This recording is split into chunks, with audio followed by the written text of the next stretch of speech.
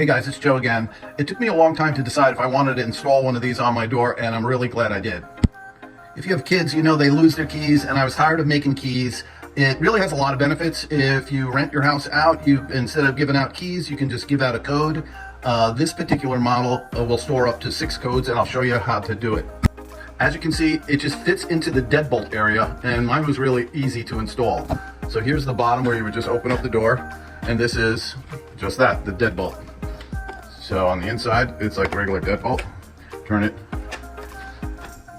So when you leave your house, you just push the lock, and it locks.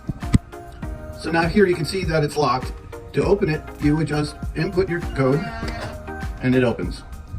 To reset or change your codes, there's a faceplate with 2 little screws, and this slides right off. You press the button once if you want to enter 1 code, 2 if you wanted to enter 2 codes, 3, and so on. So after you press the button, then you would press the code that you want on your key panel and hit lock, and then it saves and sets the code. Should you change your mind and want to go back to a key entry, you can see it has a slot for a key. So if you want to change your code, or if the batteries die, you can always get into the house. Incidentally, the batteries, I change them once a year, and that seems to be adequate. I really like this.